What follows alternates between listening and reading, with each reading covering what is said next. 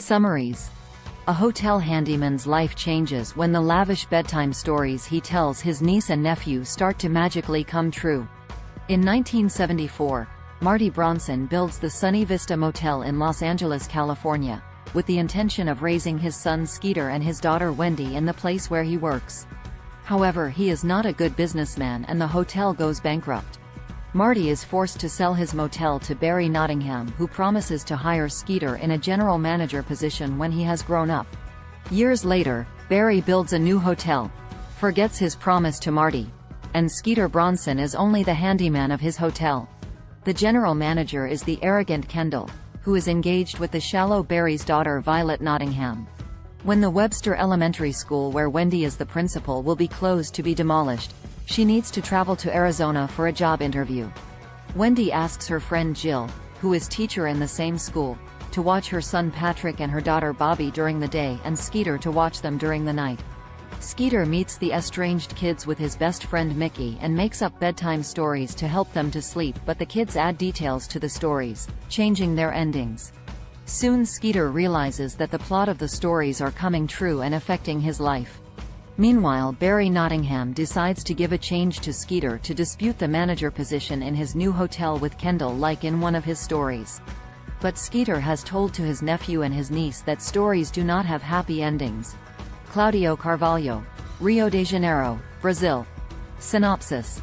It's 1974, and a man by the name of Marty Bronson, Jonathan Price, is narrating a story. The story is about himself as the owner of a quaint hotel that is also run by himself and his two children. The daughter, Abigail Droger, at 12 years old, is very serious-minded and runs the front desk efficiently. And the son, Thomas Hoffman, at 10 years old, has a wondrous imagination that will take him anywhere, but is absolutely, totally, completely, utterly, and entirely useless to the hotel. Little do the children know, though, that the motel is in debt, and Marty is forced to sell to an English chap by the name of Barry Nottingham, Richard Griffiths. However, Marty will only sell to Barry under the agreement that his son run the place when he is of age. Fast forward and we see the quaint hotel quadrupled in size and is no longer a family establishment but more for the rich and famous, and Marty's son Skeeter Bronson, Adam Sandler, is the hotel handyman. When Nottingham announces plans to build a new hotel, he appoints another man named Kendall, Guy Pearce, to become the manager. After work, Skeeter visits his sister, for it is his niece's birthday, who he hasn't seen in 4 years. There his sister Wendy, Courtney Cox, informs him that the school that the children Patrick, Jonathan Morgan Height, and Bobby, Laura Ann Kesseling, attend, which she herself is the principal at, is being closed down and that has to relocate to Arizona for a job, and asks Skeeter if he could watch her kids while she goes for an interview. Even though Skeeter doesn't know his niece and nephew very well, he agrees.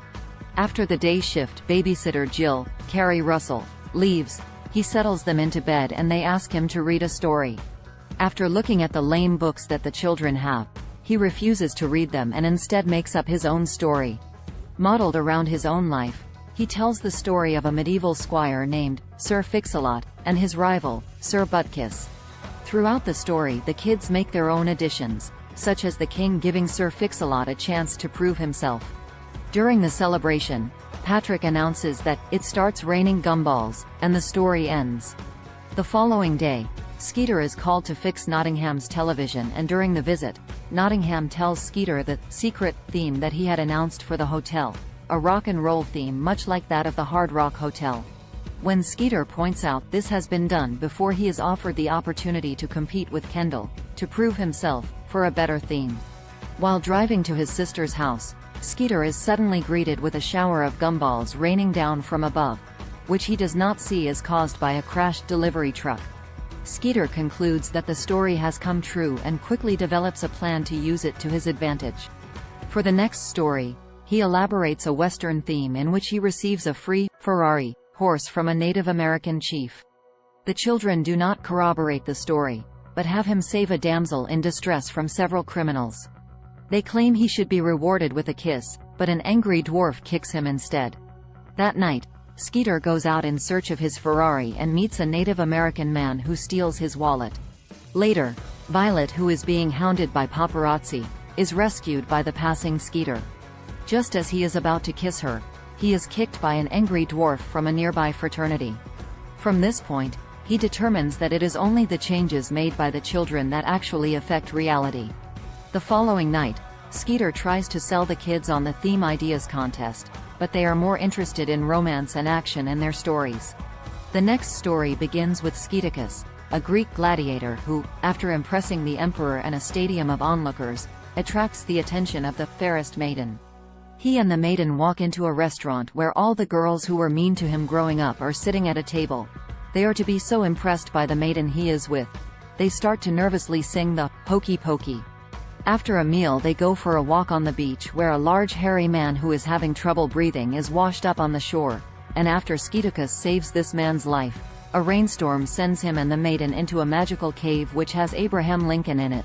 Skeeter loses his patience with the story and upsets the children.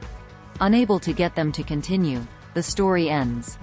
The next day, Skeeter learns that Violet will not be meeting with him as he thought, but unexpectedly runs into Jill, who invites him to lunch. The girls from Skeeter's high school are at the restaurant, so Skeeter asks Jill to pretend to be his girlfriend. After the girls break into the Hokey Pokey, and Skeeter casually saves the life of a man on the beach, a sudden rainstorm sends them under the dock and he realizes that he is falling in love with her. But the kiss he is about to receive is interrupted as he is reminded about the Abraham Lincoln part of the story as someone walks on the dock above them, and thinking that the real Abe is going to appear, he ducks. Instead, a penny falls through the dock. For Skeeter and the kids' final night together, a space-themed story begins with Skeeter's character who battles Kendall's character in anti-gravity. Skeeter's hard-to-understand character wins and Skeeter quickly ends the story. Patrick interjects that the story is too predictable and says that Skeeter is then incinerated, before ending the story.